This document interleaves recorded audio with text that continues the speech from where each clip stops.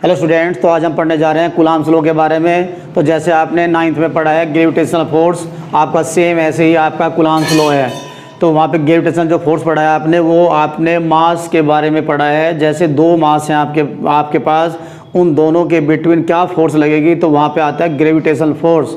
तो यहाँ पे जैसे आपने मास के बारे में पढ़ा है, सेम ऐसे ही आपका क्या दिया जाएगा, आपके दो चार्ज दिए जाएंगे। दोनों चार्ज के में अब क्या फोर्स लगेगी वो हम पढ़ेंगे कूलम्ब्स लॉ में। तो आइए देखते हैं क्या होता है कूलम्ब्स लॉ।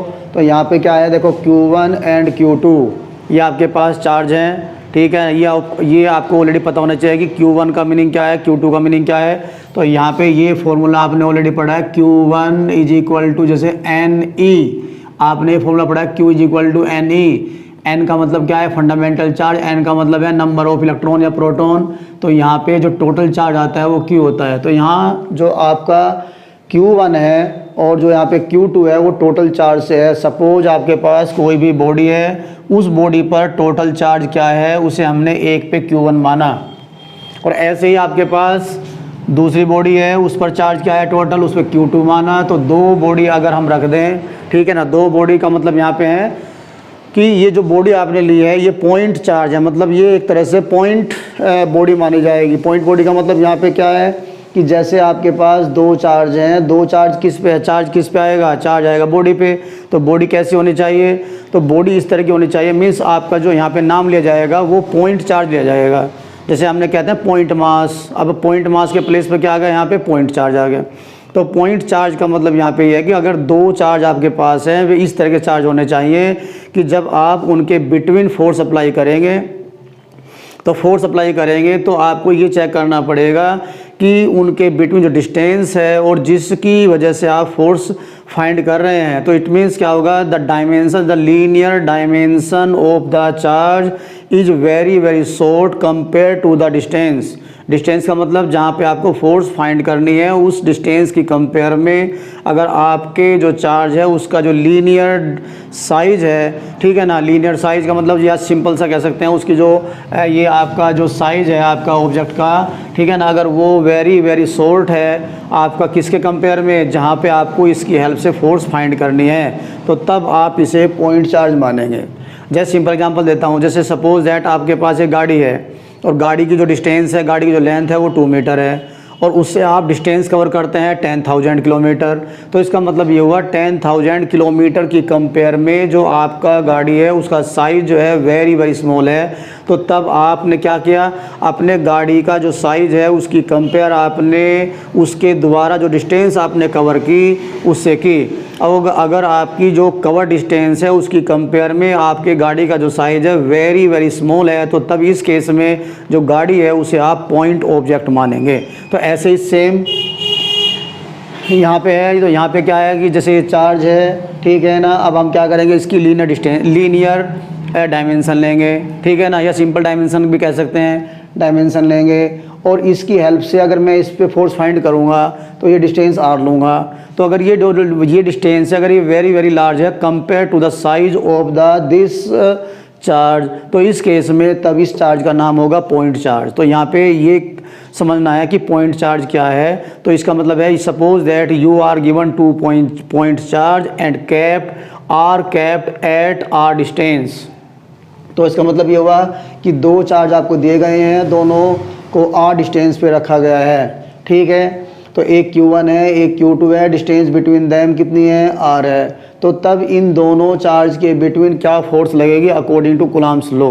तो ये देखिए कूलम्ब्स ने क्या बताया, तो यहाँ पे बताया F directly proportional to the product of the Q1 and Q2 of the magnitude, means the magnitude of the product of the Q1 and Q2 means जो चार्ज आपको दिए जाएंगे उन दोनों चार्ज की प्रोडक्ट का मैग्नीट्यूड आपको लेना है, उसके डायरेक्टली प्रोपोर्शनल होगा, नंबर 1।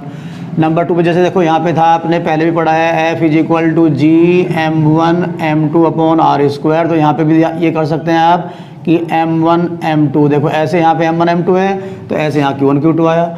ऐसे यहाँ पे क्या आता है F proportional to F inversely proportional to R²। तो यहाँ पे भी क्या आएगा, इसी तरह से आएगा F inversely proportional to R²।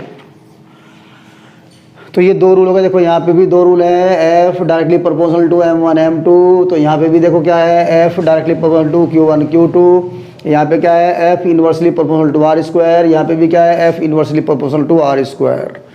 अब ऐसे ही क्या कर देंगे, दोनों कंबाइंड कर देंगे, तो कंबाइंड करने के बाद बन जाएगा F proportional to q1 q2 upon कितना बनेगा, r स्क्वायर।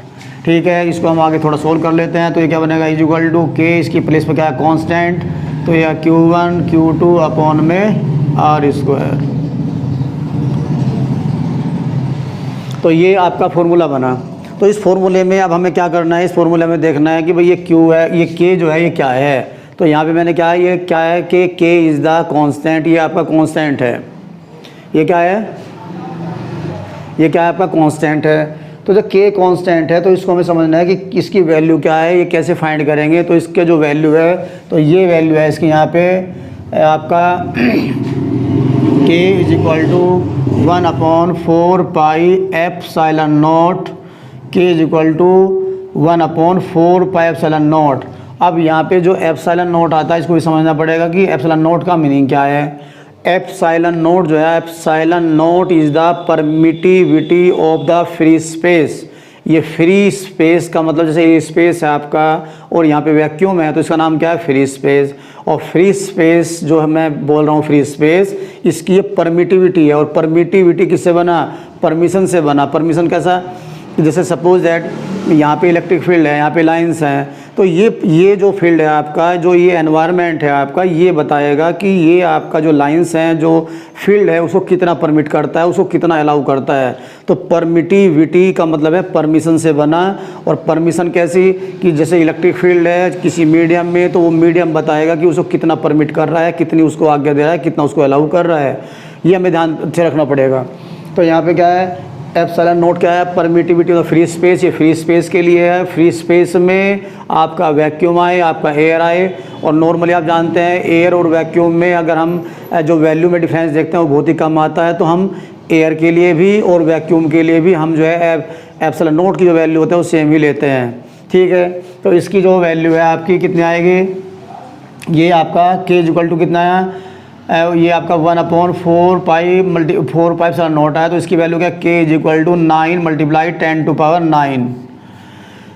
कितना आएगा, 9 मल्टीप्लाई 10 टू पावर 9 इसकी वैल्यू है। इसकी वैल्यू हम अलग से भी निकाल सकते हैं एप्सिलॉन नॉट की।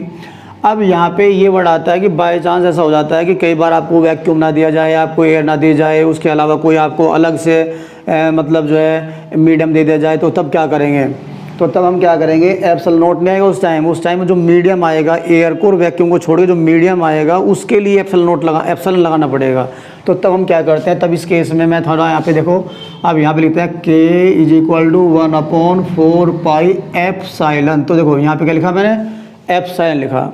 तो एप्सिलॉन का मतलब ये है, एप्सिलॉन का जो मीनिंग है वो ये है, वो मीडियम के लिए है। जो एप्सिलॉन नॉट है वो आपका किसके लिए है, वो आपका केवल एयर के लिए, वैक्यूम के लिए है। ध्यान रखना आपको। और जो अगर मीडियम, उनके अलावा कोई मीडियम आता है तो तब आपको ये चेक करना पड़ेगा कि कौन सा मीडियम है। तो उसके लिए तब आपका एप्सिलॉन नॉट नहीं आएगा, तब आपका एप्सिलॉन आएगा। तो एप्सिलॉन आएगा, या इसको हम एप्सिलॉन एम भी लिख सकते हैं। ये भी चॉइस है आपकी। भाई एप्सिलॉन एम का मतलब मीडियम के लिए लिखा है, एयर और वैक्यूम को छोड़ के लिखा है। अब मैंने यहाँ पे एप्सिलॉन एम लिखा है, या एप्सिलॉन भी लिख सकता हूँ। मैंने अभी बोला आपसे एप्सिलॉन भी लिख सकते हैं, एप्सिलॉन एम भी लिख सकते हैं, आपकी चॉइस है ये वाली। ठीक है ना। तो अब मैंने ये लिखा है, तो यहाँ पे जो एप्सिलॉन एम है और जो यहाँ पे एप्सिलॉन नॉट है, इसमें आप क्लियर समझ गए कि ये मीडियम के लिए है और ये एयर के लिए और वैक्यूम के लिए। अगर ये वैल्यू आएगी तो तब इस केस में कंप्लीट की वैल्यू ये रखी जाएगी। ठीक है।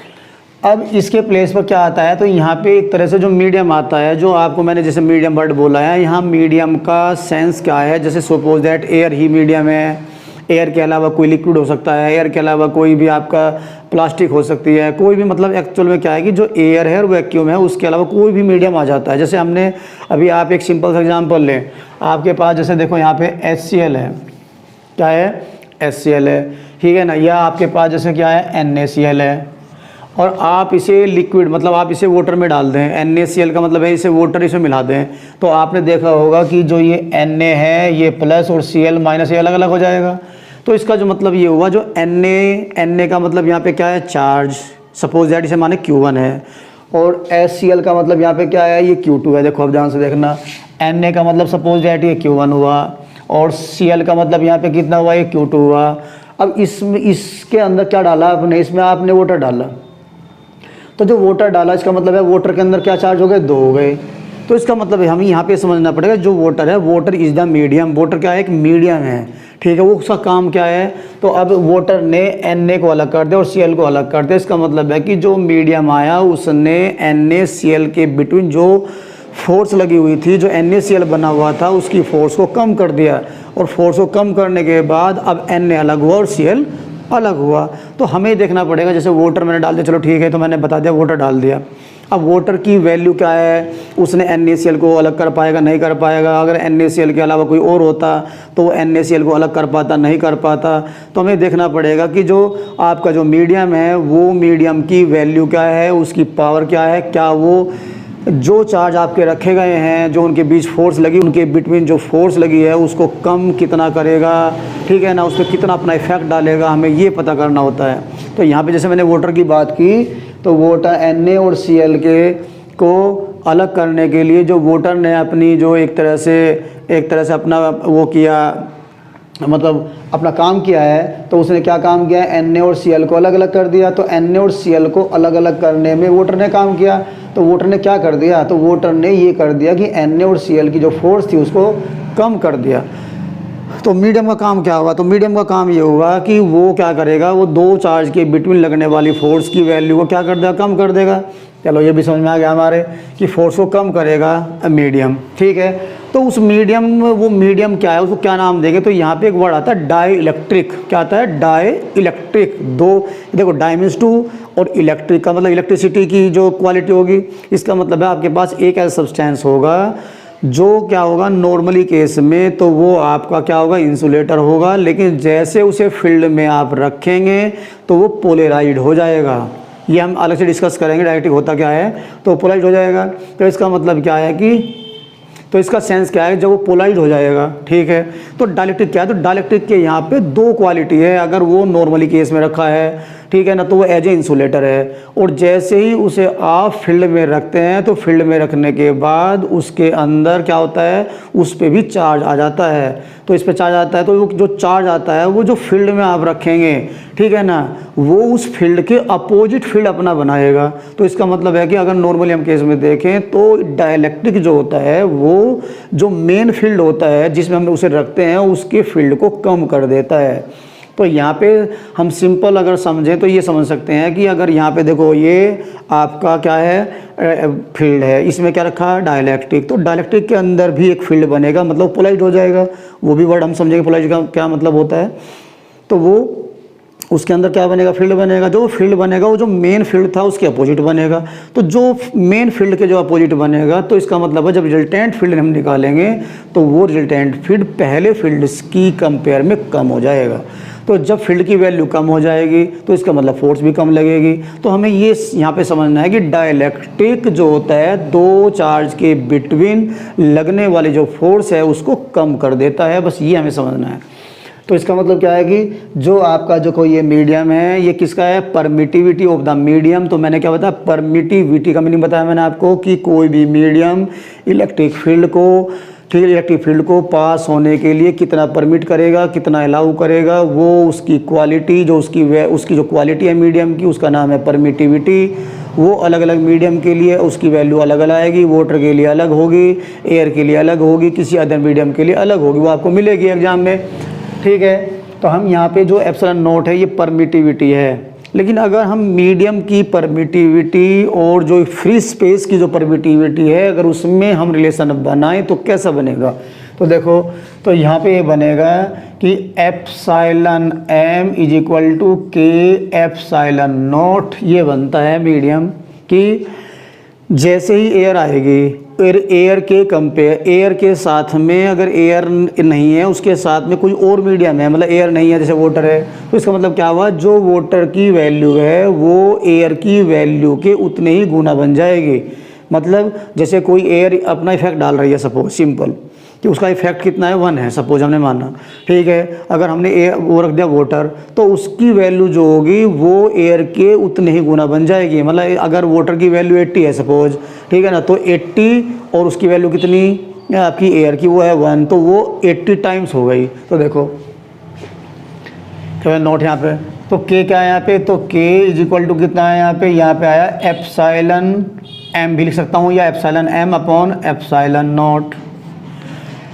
अब यहाँ पे क्या देखो एप्सिलॉन एम आया है, एप्सिलॉन एम किसके लिए है, मीडियम के लिए है, और एप्सिलॉन नॉट किसके लिए है, फ्री स्पेस के लिए है। तो जो फ्री स्पेस की परमिटिविटी है और जो मीडियम की परमिटिविटी, अगर दोनों में रिलेशन बना दे तो उसे एक नया नाम देते हैं। क्या नाम देते हैं, रिलेटिव परमिटिविटी। तो यहाँ पे देखो ये जो डायलेक्ट्रिक कांस्टेंट है, ये हम इसकी डेफिनेशन भी बना सकते हैं। कैसे, dielectric constant is equal to, या dielectric constant is defined as the ratio of permittivity of the medium to the permittivity of the free space. Simple हम बना सकते हैं, लेकिन मैंने अभी क्या बताया, मैंने बताया कि जब दो परमिटिविटी का रिलेशन बनाएंगे तो उसे एक नया नाम देंगे, रिलेटिव परमिटिविटी। तो रिलेटिव परमिटिविटी यहाँ पे क्या है, epsilon R is equal to epsilon M upon epsilon naught. तो देखो अब यहाँ पे क्या आया, अगर आपके पास एयर है, आपके पास वैक्यूम है, आपके दो चार्ज हैं, वो आपके वैक्यूम में रखे हैं, वो एयर में रखे हैं, तो तब एप्सिलॉन नॉट आएगा। अगर वो किसी मीडियम में रखे हैं तो तब एप्सिलॉन आएगा या एप्सिलॉन एम आएगा। और एप्सिलॉन एम या एप्सिलॉन नहीं आता तो तब क्या आएगा, तो तब के एप्सिलॉन नॉट आएगा। और के क्या है, जिस मीडियम में आप रखेंगे उसको क्या कहेंगे, के का मतलब क्या है यहाँ पे, डाइलेक्ट्रिक कांस्टेंट। और डाइलेक्ट्रिक कांस्टेंट का मतलब क्या है, जो मीडियम, जिस मीडियम में आप रखेंगे उस मीडियम के लिए एक ये कांस्टेंट वैल्यू है। जैसे आपने वाटर में रखा तो वाटर इज ए डाइलेक्ट्रिक, ठीक है। डाइलेक्ट्रिक क्या बताया मैंने आपको, ये अलग समझेंगे हम, लेकिन डाइलेक्ट्रिक का मीनिंग क्या बताया है, जो नॉर्मली केस में ये क्या होता है, आपका एक तरह से इंसुलेटर होता है, लेकिन जैसे इसे फील्ड में रखते हैं तो ये क्या होता है, पोलराइड हो जाता है, मतलब इसके अंदर भी चार्ज बन जाता है और ये अपना फील्ड बना लेता है, और जिस फील्ड में हम इसे रखते हैं उस फील्ड के अपोजिट बनाता है। तो इसका मतलब क्या होगा कि ये रिजल्टेंट फील्ड को कम कर देता है, और रिजल्टेंट फील्ड को कम करने का मतलब हुआ ये फोर्स की वैल्यू को कम कर देता है, ठीक है। तो यहाँ पे क्या है, अब हमें समझना है मेन, हमारा जो मेन फार्मूला अगर हम इसे लिखें, देखो ध्यान से, ये मैंने लिखा फार्मूला, इसकी वैल्यू मैंने क्या लिखी, तो F is equal to 1/4 pi epsilon into Q1 Q2 upon R square, ये लिखा मैंने। ये किसके लिए लगाएंगे, एयर के लिए यूज करेंगे, ठीक है। अगर हम एयर के अलावा मीडियम के लिए आते हैं तो तब क्या करता, तो तब मैं क्या करता, तब मैं देखो ये करता F is equal to 1/4 pi epsilon naught, या सॉरी एप्सिलॉन एम लिखता, और इंटू Q1 ये मैं लिखता। तो ये किसकी है, परमिटिविटी ऑफ द मीडियम, जो मीडियम अलग से आएगा एयर के अलावा। अगर बाई चांस आपका कुछ और दे दे, जो आपको मीडियम दिया गया है, मीडियम का मतलब कौन सा कह रहा हूँ मैं, डाइलेक्ट्रिक, और उसके लिए कोई वैल्यू दे रखी है, तो तब ये रूल लगेगा क्या, F is equal to 1/4 pi epsilon naught के into Q1 Q2 upon R square, तब ये लगेगा। तो देखो एप्सिलॉन नॉट के भी लग सकता है, एप्सिलॉन नॉट या फ्री स्पेस या एयर या वो सॉरी वैक्यूम या फ्री स्पेस की परमिटिविटी है। के का मतलब है डाइलेक्ट्रिक कांस्टेंट है। एप्सिलॉन नॉट का मतलब क्या है, ये परमिटिविटी ऑफ द मीडियम है। एप्सिलॉन का मतलब, नोट का मतलब क्या है, ये मैंने आपको बताया। फिर इसके बाद मीडियम आया, और ये नहीं लिखेंगे तो तब ये लिखेंगे, लेकिन ये क्या है, डाइलेक्ट्रिक कांस्टेंट है। जो भी आपको मीडियम दिया जाएगा वो कितना इफेक्ट डालेगा उसकी वैल्यू आपको दी जाएगी। तो ये के है डाइलेक्ट्रिक कांस्टेंट। और डाइलेक्ट्रिक के बारे में मैंने डिस्कस किया है, ठीक है, कि डाइलेक्ट्रिक मतलब दो प्रॉपर्टी है उसकी, या तो वो इंसुलेटर है और जब उसे फील्ड में रखेंगे तो वो पोलराइड हो जाएगा और उसके अंदर क्या बन जाएगा, फील्ड बन जाएगा, और जो मेन फील्ड है उसके अपोजिट बनेगा, तो इसलिए वो फोर्स को कम कर देगा, वो फील्ड को कम कर देगा। तो यहाँ पे क्या होगा, तो यहाँ पे जो स्टैंडर्ड फार्मूला अगर आप लिखें तो वो क्या लिखें, ये लिखेंगे आप। तो यहाँ पे ये लिखेंगे F is equal to 1/4 pi epsilon naught के into Q1 Q2 upon R square, ये स्टैंडर्ड फॉर्म लिखेंगे आप। और इसमें आप के की वैल्यू 1 लिखेंगे, किसके लिए, फॉर एयर, अगर एयर आती है तो आप जो है के की वैल्यू 1 लिख देंगे बस, ठीक है, के की वैल्यू 1 लिख देंगे आप, और वैक्यूम आता तब भी 1 लिख देंगे। अगर कोई मीडियम दिया जाएगा तो उसकी वैल्यू आपको मिलेगी, ठीक है। और ये मैंने इक्वेशन बताया कौन सा, K is equal to epsilon naught भी लिख सकते हैं, सॉरी एप्सिलॉन लिख सकते हैं, एप्सिलॉन एम और अपॉन एप्सिलॉन नॉट। और एक क्या होता है एप्सिलॉन आर, ये एप्सिलॉन एम और एप्सिलॉन नॉट। तो ये आप लिखेंगे तो ध्यान रखना है आपको, इस फॉर्मूला ये स्टैंडर्ड है, अगर एयर आएगी तो के की वैल्यू 1 लिख देना, और अगर ये बच जाएगा आपका उसके बाद ये बच जाएगा, इसकी वैल्यू देखो मैंने यहाँ पे लिखी है, ये वैल्यू लिख देना 9 × 10⁻⁹, ये वैल्यू ये आपको मिलेगी। अगर एयर है तो इसकी वैल्यू 1 होगी, वैक्यूम है तो 1 होगी, और मीडियम के लिए इसकी वैल्यू आपको मिलेगी, और इसकी वैल्यू आपको ऑलरेडी पता है, ये ध्यान रखना है। और अगर रिलेटिव परमिटिविटी दे रखी है आपको तो तब ये यूज कर सकते हैं, ये आपको पहले नॉलेज होनी चाहिए इसकी वैल्यू क्या है, ये आप फाइंड कर सकते हैं। अगर ये पता देखो 3 वैल्यू 1 2 3 तो 2 आपको पता होनी चाहिए, थर्ड आपको निकाल लेंगे। और अगर इसकी वैल्यू डायरेक्ट भी निकालनी पड़े तो आप तब भी निकाल सकते हैं, देखो ऐसे, ये हालांकि बुक में भी याद भी कर सकते हैं ऐसे आप, ये एग्जाम में मिलती भी है, लेकिन अगर निकालनी पड़े तो कैसे निकालेंगे, देखो तो ये निकालेंगे 1/4 pi epsilon naught is equal to 9 × 10⁻⁹। तो इसकी हेल्प से ये 4 पाई आपको पता है क्या है, और यहाँ से एप्सिलॉन नॉट की वैल्यू आप निकाल सकते हैं, ये आपकी चॉइस है, ठीक है। तो ये हमने आज क्या पढ़ा, हमने आज पढ़ा कूलम्ब्स लॉ हमने पढ़ा है, ठीक है। तो कूलम्ब्स लॉ का हमने पढ़ा है, तो यहाँ पे कूलम्ब्स लॉ में आपने क्या सीखा कि suppose that you are given 2 point charges, तो क्या होता है ना पॉइंट चार्जेज एंड स्टेशनरी, ध्यान रखना ये स्टेशनरी है, स्टेबल है, ये एक तरह से स्टेबल रखे जाएंगे, ये नहीं कि जैसे ये चार्ज है तो चलाते रहेंगे, आप ऐसे फोर्स फाइंड नहीं कर पाएंगे, क्योंकि यहाँ पे फोर्स अलग लगेगी, यहाँ पे अलग लगेगी, यहाँ पे अलग लगेगी। तो जब ऐसे रखेंगे देखो अब फोर्स फाइंड कर पाएंगे, ऐसे कर देंगे तो अलग कर पाएंगे, लेकिन आप ऐसे करते रहो तो कैसे करेंगे, फिर तो यहाँ पे अलग आएगी, यहाँ पे अलग आएगी, यहाँ पे अलग आएगी। तो क्या है 2 पॉइंट चार्जेज कैसे होने चाहिए, स्टेशनरी होने चाहिए। और एक बात और ध्यान रखनी इसमें कि कूलम्ब्स लॉ इज द कैसी फोर्स है, म्यूचुअल फोर्स है। म्यूचुअल का मतलब है कि एक चार्ज दूसरे पे लगाएगा तो दूसरा पहले पे भी लगाएगा, ऐसा नहीं होगा कि ये लगाएगा इस पे नहीं लगाएगा, नहीं। म्यूचुअल का मतलब क्या होता है, ईच अदर, ये इस पे लगाएगा ये इस पे भी लगाएगा। अगर इसमें से मैं एक चार्ज हटा दूं तो देखो फोर्स थोड़े निकल आएगी, एक चार्ज को हटा दूं तो एक 0 हो जाएगा, तो फोर्स तो 0 हो जाएगी। तो दोनों चार्ज होंगे तो क्या कहेंगे, म्यूचुअल फोर्स कहेंगे। और दूसरी बात क्या कहेंगे, सेंट्रल फोर्स कहेंगे, ये सेंट्रल फोर्स है, नॉन सेंट्रल नहीं है। नॉन सेंट्रल का मतलब होता है न्यूक्लियस के अंदर जो प्रोटॉन प्रोटॉन में, न्यूट्रॉन प्रोटॉन में, न्यूट्रॉन न्यूट्रॉन लगते हैं, उसे कहते हैं नॉन सेंट्रल। और ये सेंट्रल का मतलब क्या होता है, सेंटर टू सेंटर लगेगी। कैसे, देखो अगर एक चार्ज आपके पास ये है, एक आपके पास है, इसका सेंटर ये है, इसका सेंटर ये है, तो दोनों को ज्वाइन करने वाली जो लाइन है सेंट्रल लाइन, इसी के अलोंग फोर्स लगेगी। अगर ये इसे अट्रैक्ट करेगा तो देखो इसी लाइन के अलोंग करेगा, अगर ये इसे अट्रैक्ट करेगा तो इसी लाइन के अलोंग करेगा, ये इसे रिपेल करेगा दूर को ऐसे रिपेल करेगा, ये इसको रिपेल करेगा दूर को रिपेल करेगा। तो देखो सेंट्रल लाइन, दोनों की सेंटर को ज्वाइन करने वाली लाइन के एलोंग की फोर्स लगेगी, या तो इधर को लगेगी या इधर को लगेगी या इधर को लगेगी या इधर को लगेगी, ऐसे नहीं लगेगी। ये इस पे फोर्स लगाएगा तो ऐसे लगाएगा, ये इस पे फोर्स लगाएगा इधर को लगा देगा, ऐसे नहीं लगाएगा। सेंट्रल फोर्स है तो सेंट्रल लाइन के एलोंग लगेगी, ध्यान रखना आपको। तो this is the mutual force, this is the central force. तो ये हमने आज कूलम्ब्स लॉ पढ़ा। तो इट मीन्स क्या हुआ कि कूलम्ब्स लॉ हमारा कंप्लीट हुआ, ठीक है। तो ये आपको ध्यान रखना है, Coulomb's law is the most important topic, क्योंकि जो ये चैप्टर है आपका, ये चैप्टर आगे जो है कम्प्लीटली चैप्टर इसी पर बेस्ड है, आगे इसी में से हम फॉर्मूले से फॉर्मूला बनाएंगे। तो दैट्स ऑल स्टूडेंट्स।